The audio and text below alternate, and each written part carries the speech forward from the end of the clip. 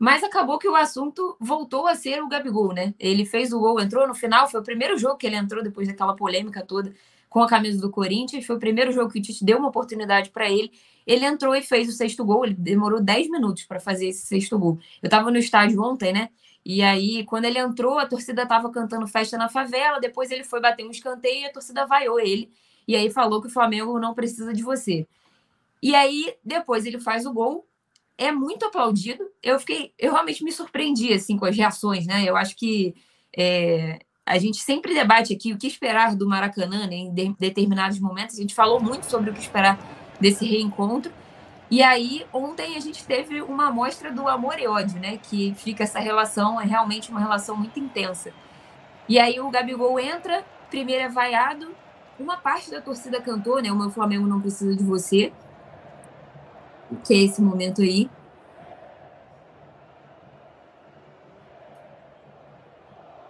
E aí depois ele faz o gol, a torcida aplaude, já tá em êxtase total pelo sexto gol, né? Óbvio, estaria de qualquer um. Mas marcou o sexto gol e aí foi aplaudido e depois a torcida cantou, o Gabigol voltou. E, enfim, tudo mudou em 10 minutos, né, Renato? Você com certeza estava acompanhando todas essas reações ontem. O que você sentiu, assim, vendo tudo isso, né? O Maracanã, você esperava que fosse esse altos e baixos já no mesmo jogo? Porque quando o Flamengo estava ganhando, geralmente a gente esperaria, né? A torcida pedindo ele, a torcida não pediu em nenhum momento, como não aconteceu no último jogo no Maracanã. Mas aí ele entra, faz gol e aí o coração acho que meio que balançou ali, né? Torcedor é passional, né, Luísa? Torcedor, ele vai do ódio ao amor e do amor ao ódio em um lance. Ele pode estar apaixonado por um jogador, o jogador vai lá e perde um pênalti, a torcida passa a ter ódio. Aí, em seguida, ele vai e faz um gol, a torcida volta a ter amor. Foi o que aconteceu ontem com o Gabriel. Uma parte significativa da torcida, tanto que o coro dela deu para ouvir no Maracanã, a gente está vendo aí nessas cenas, protestou com o Gabriel, mas depois que ele faz o gol, e o gol, o sexto gol, deu ares ainda mais épicos à goleada, né? Porque se tornou a maior goleada do Flamengo sobre o Vasco na história. Então, aí a torcida morreu de amores pelo Gabriel naquele momento. Eu só acho que esse caso de amor e ódio ainda vai depender de muitos desdobramentos. O primeiro deles, no próximo dia 7, quando ele será julgado no CAIS, nós vamos saber se ele vai ser absolvido ou se ele vai continuar suspenso. Ele não vai ser julgado agora, né, Renato? Não, mas não sai o resultado ainda. Agora ele é ouvido, tem as oitivas, mas o resultado sai um tempo depois. A gente não vai saber ainda o resultado agora, vai saber algumas semanas depois. Ah, é? Eu pensei que já saísse o resultado agora. Vai ter o julgamento, você tem razão que vai ter ali as oitivas, depoimentos e tal, mas o resultado sai algumas semanas depois. E o Marcos Braz disse ontem que depois dessa decisão, depois de saber o que vai acontecer com o Gabigol, aí sim o Flamengo vai analisar uma renovação ou não. A gente já falou aqui, né, sobre o cenário dele de renovação, se que o Flamengo não tinha mais interesse em renovar com ele depois, mas tudo depende desse julgamento, né, Rodrigo? Acho que isso vai ser decisivo ali, tanto para o lado dele no Flamengo, quanto para o mercado, né? Para o mercado olhar para ele, para ver o que ele pode ter para o ano que vem, já que ele pode assinar um pré-contrato aí daqui a um mês, mais ou menos. A declaração do Marcos Braz é bem cautelosa, né? Você ouve ele falando, caso haja interesse, aí a gente vai analisar a partir do julgamento. E é curioso que o julgamento vai acontecer no final do mês, quando já vai começar a ter uma possibilidade. Opa, caiu, Rodrigo. É isso, mas vamos seguindo aqui, quando o Rodrigo voltar, a gente volta no assunto. Mas mantém, né? Eu acho que a torcida, eu tô vendo aqui alguns torcedores criticando, né? Falando que Gabizete são insuportáveis, Gabigol, ex-jogador. Enfim, a galera ainda não tá muito convencida, né? Se o Maracanã, uma parte se convenceu, mas outra parte não tá muito convencida ainda, né?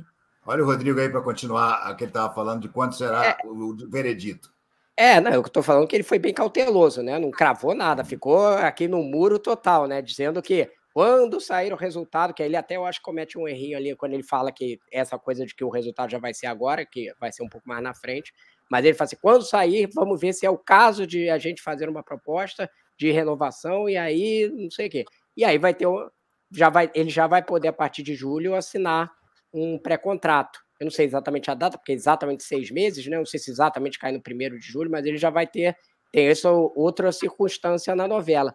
O que eu ia fazer, uma observação, é que o Tite, que a gente às vezes toma como se ele tivesse implicância com o Gabigol, ele demonstrou uma consideração com o Gabriel nessa situação. Porque quando estava no jogo anterior contra o Milionários, tudo bem, não fazia um mínimo sentido talvez botar o Gabigol, mas ele poderia ter, se tivesse colocado ali, o Gabigol certamente seria poupado. Ele colocou o Gabigol numa situação que estava 5-1, ou seja, era uma circunstância absolutamente favorável, por mais que tenha havido protesto. A torcida tá 5-1 contra o Vasco. Você acha que alguém vai ficar muito tempo xingando o jogador? É óbvio que não, né?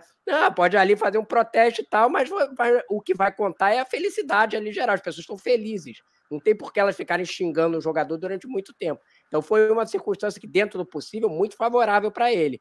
E ele aí no jogo ganha, ele faz um gol que é um gol, independente do que a gente possa pensar, é emblemático. É como o gol do Andrade no 6 contra o Botafogo. É um gol que vai ser lembrado, independente do que acontecer com o Flamengo na campanha do Brasileiro, da Libertadores, que o Tite não vire, não conquiste títulos e tal. Esse jogo vai ser lembrado durante muito tempo e o gol do Gabriel vai ser emblemático desse jeito, como o gol que sai o 6º gol e a maior vitória do Flamengo sobre o seu maior rival. Então, isso aí, a gente tem que dizer que o Gabriel realmente nasce virado para a lua, porque ele está numa circunstância tão negativa como essa, entra e aí faz esse gol, que é um gol até fácil, né? Enfim, e dá essa virada no estádio. É óbvio que as pessoas iam comemorar. É um 6-1 contra o Vasco. Alguém ia ficar de cara feia pro Gabriel, porque o gol foi dele? Só porque foi ele, né?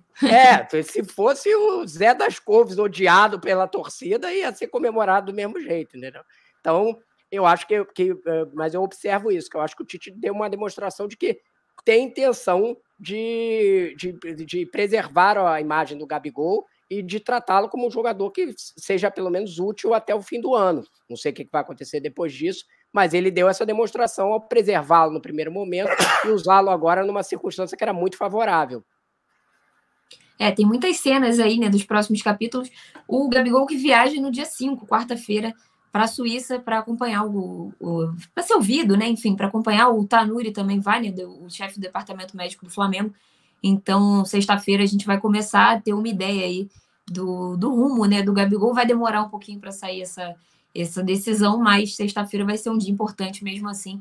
Até para entender, né? A estratégia que o Flamengo vai. Flamengo não, né? Que os advogados vão traçar ali, como é que vai ser esse julgamento, porque o primeiro aqui no Brasil foi bem controverso na visão da defesa do Gabigol, foi contraditório em alguns depoimentos, então já vai ser um primeiro demonstrativo aí do que a gente vai ter, e o Gabigol vai perder alguns treinamentos, o Flamengo está de folga, 3 dias, ganhou 3 dias de folga, volta na própria quinta-feira, e aí o Gabigol não vai participar desse primeiro momento, mas tem alguns treinos aí pela frente, o Flamengo só joga no dia 13 contra o Grêmio.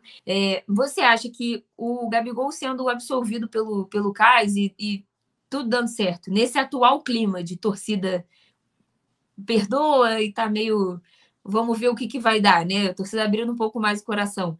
Tem espaço para uma renovação ou acha que já deu o que tinha que dar e aí ele vai seguir a vida dele, o Flamengo vai seguir a dele e vai dar tudo certo? Acho que o campo que vai dizer, Luísa. É cedo para a gente fazer essa afirmação, mesmo para a diretoria do Flamengo, que eu acho que hoje a tendência seria não renovar, né? Mas assim, não dá para ela ter uma resposta definitiva. E se ele começar a entrar sempre, fazer gol sempre e cair de novo nas graças da torcida, que você já viu que é uma coisa volúvel dependendo da atuação dele em campo. Se ele não tiver entrando pouco, entregar quase nada, aí realmente vai se encaminhar para o fim da carreira dele no Flamengo. Agora, se ele começar a entregar e aí tiver uma pressão para a renovação dele, e de repente ele não tiver propostas que sejam incríveis de outros clubes. Então eu acho que é cedo para a gente dizer de forma definitiva que acabou o Gabigol no Flamengo e ao mesmo tempo é cedo para dizer, sim, vai renovar. Eu acho que se fosse hoje, com as informações que tem hoje, o Flamengo provavelmente não renovaria com ele. Mas você ainda tem mais tempo de jogo, dele podendo jogar. Agora, se chegar em julho e ele assinar um pré-contrato, aí acabou, né? Não sei o que ele tem na cabeça dele. Se ele pensou ontem, ele falou que quer ficar no Flamengo.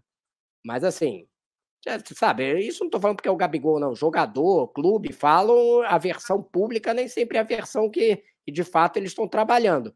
É um jogo de pressões dos dois lados, que teve um determinado momento que o Gabriel até tinha um trunfo na mão, porque ele era muito querido pela torcida. Acho que esse trunfo ele perdeu, independente dela ter cantado para ele, com o Gabigol voltou e tal, não sei o quê. Esse trunfo da pressão da torcida ele perdeu, mas ele pode entregar coisas em campo que justifiquem o Flamengo mudar a postura de que hoje talvez não renovaria. Então, acho que é muito cedo para dizer que não vai renovar ou que vai renovar. Acho que o quadro é bem definido ainda.